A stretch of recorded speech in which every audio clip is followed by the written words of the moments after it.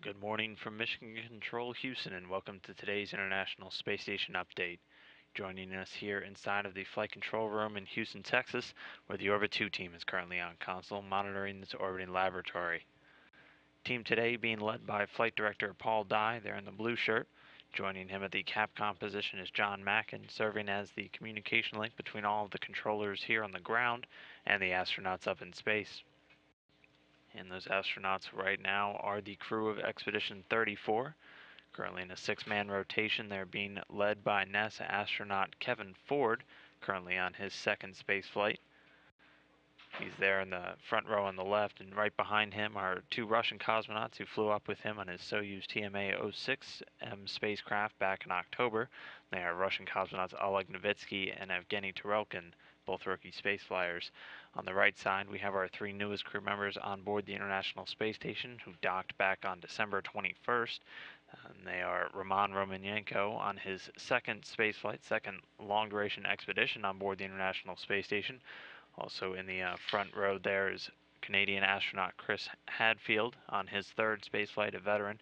And then all the way on the right there, NASA astronaut Tom Marshburn rounding out this crew of 6. Fairly light day for the astronauts on board today.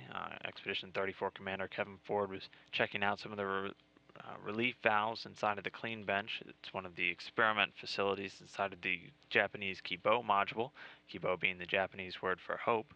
He will also be holding a conference a little bit later in the day today with a fellow NASA astronaut, Chris Cassidy, who's slated to launch with the crew of Expedition 35 and 36 a little bit later this year on March 28th.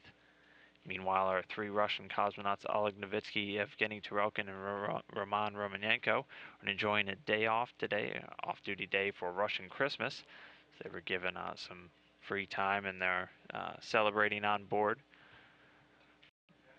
Moving on with the rest of our crew, Canadian Chris Hadfield was collecting some biological samples for the Human Research Facility and then storing them inside of the Melfi, which is the minus 80 degrees laboratory freezer.